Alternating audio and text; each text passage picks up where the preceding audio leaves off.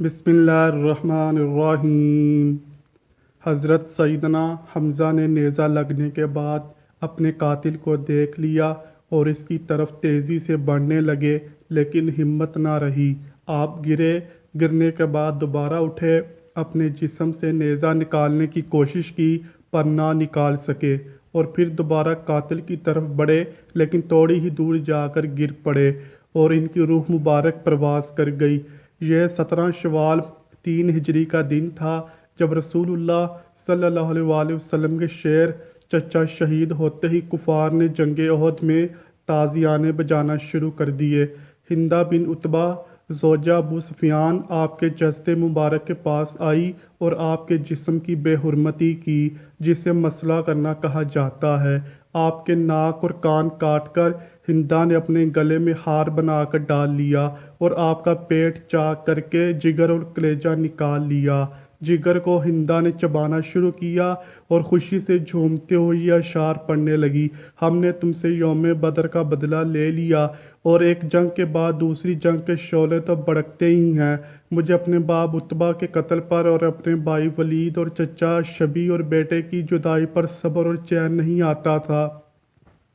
آج میرا دل مطمئن ہو گیا۔ اے وحشی، تو نے میرے سینے کا غم دور کر دیا اور میرے دکھوں کا مداوع مہیا کر دیا۔ وحشی کے احسان کا شکر میں ساری عمر نہیں ادا کر پاؤں گی، یہاں تک کہ میری ہڈیاں قبر میں گل سڑ جائیں گی۔ ناظرین گرامی، بغض، کینہ اور حسد سے بری یہ بدترین مثال تھی جو آج سے پہلے کبھی نہیں دیکھی گئی۔ جنگ ختم ہوئی تو آپ صلی اللہ علیہ وآلہ وسلم کو بتایا گیا کہ آپ کے چچا شہید ہو گئے ہیں۔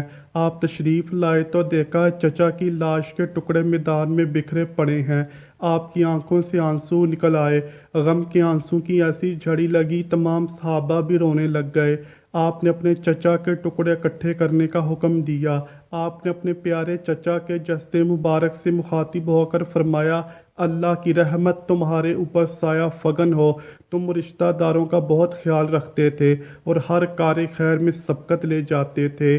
اگر مجھے صفیہ کے رنج و غم کا خیال نہ ہوتا تو میں تمہارے جسم کے ٹکڑے یوں ہی میدان میں چھوڑ دیتا تاکہ انہیں درندے اور پرندے کھا جائیں اور تم قیامت کے دن انہی کے پیٹ سے اٹھائے جاؤ۔ خدا کی قسم، میں تمہارے بدلے میں کفار کے 70 آدمیوں کا مسئلہ کروں گا۔ اندازہ کیجئے کتنا بڑا غم ہوگا۔ کفار کے 70 آدمیوں کی لاشوں کا حال بالکل ایسا ہی کریں گے جیسا انہوں نے حمزہ کی لاش کے ساتھ کیا۔ نبی صلی اللہ علیہ وسلم اس ارادے پر اللہ پاک نے وحی نازل فرما دی: اگر تم سزا دو تو ویسی ہی سزا دو، اگر تم صبر کرو تو صبر کرنے والوں کے لیے صبر ہی اچھا ہے، اور تم صبر کرو، تمہارا صبر کرنا اللہ تعالیٰ کی توفیق سے ہے۔ اس آیت کے نزول کے بعد حضور اکرم صلی اللہ علیہ وسلم نے اپنا یہ ارادہ ترک فرما دیا اور پھر قسم کا کفارہ ادا فرمایا۔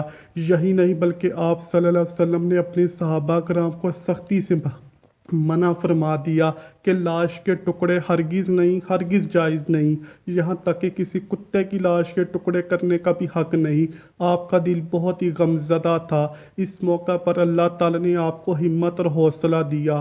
آپ صلی اللہ علیہ وآلہ وسلم نے فرمایا: مجھے حضرت جبرائیل علیہ السلام نے خوشخبری سنائی، حضرت حمزہ بن عبد المطلب کو 7واں آسمان پر جنت الفردوس میں اللہ تعالیٰ اور اس کے رسول صلی اللہ علیہ وسلم کا شعر لکھ دیا گیا۔ حضرت حمزہ رضی اللہ تعالیٰ عنہ کی بہن حضرت صفیہ رضی اللہ تعالیٰ عنہا نے جب جنگ کی خبر سنی تو وہ مدینے سے جنگ احد کے مقام کی طرف روانہ ہوئیں، تو حضرت محمد صلی اللہ علیہ وسلم نے اپنی پھوپھی کے بیٹے حضرت زبیر کو حکم دیا: پھوپھی کو جنگ کے میدان سے دور ہی رہنے دیں، ان کو واپس مدینہ لے جائیں۔ جب وہ اپنے بھائی حضرت حمزہ کی لاش کو دیکھیں گی تو ان سے برداشت نہیں ہوگا۔ جب انہوں نے ان سے یہ بیٹے سے یہ بات کہی، حضرت صفیہ رضی اللہ تعالیٰ عنہا نے فرمایا: میں بھائی کے شہید ہونے کی خبر سن چکی ہوں، میں جانتی ہوں اللہ تعالیٰ کے ہاں یہ قربانی بہت ہی مقبول ہے۔ میں جاہلیت کے طور طریقوں سے خوب واقف ہوں، میں مشرکین کی طرح بین ڈال کر نہیں روؤں گی۔ حضرت محمد صلی اللہ علیہ وسلم نے ان کو جنگ احد میدان میں آنے کی اجازت دے دی۔ جب انہوں نے اپنے بھائی کے جسم کے ٹکڑے دیکھے تو آنکھوں سے آنسوؤں کے دریا بہہ نکلے، لیکن بار بار حضرت صفیہ کی زبان سے انا للہ و انا الیہ راجعون نکلا۔ اس کے بعد حضرت صفیہ نے اپنے دونوں ہاتھوں کو بلند کرتے ہوئے دعا کی، اے اللہ تعالیٰ، یہ قربانی تیری راہ پر دی گئی ہے، تو ہی اس کو قبول کرنے والا ہے۔ اس کے بعد حضرت محمد صلی اللہ علیہ وسلم نے اپنی پھپھی کو حکم دیا آپ مدینے واپس چلی جائیں، تو حضرت صفیہ رضی اللہ تعالیٰ عنہ مدینے میں ہی واپس آ گئی تھیں۔ حضرت حمزہ رضی اللہ تعالیٰ عنہ کے جسم کے ٹکڑوں کو اکٹھا کر کے کفن پہنا کر جنازے کے لیے رکھ دیا تھا۔ حضرت صفیہ رضی اللہ تعالیٰ عنہ نے اپنے بیٹے زبیر کو میدان احد سے جاتے ہوئے 2 چادریں دیتے ہوئے فرمایا، اپنے ماموں کے جسم کو اس میں ڈھانپ لینا۔ حضرت زبیر رضی اللہ تعالیٰ عنہ نے دیکھا ایک انصاری صحابی شہید ہو گئے۔ انہوں نے دیکھا ان کے جسم پر جو لباس تھا وہ اتر گیا تھا۔ انہوں نے ایک چادر سے اپنے ماموں سے کفن دیا اور دوسری چادر کو اس انصاری کو کفن دیا۔ اب جب جنازے پڑھائے گئے تو اس کے متعلق 2 طرح کی روایات ہیں۔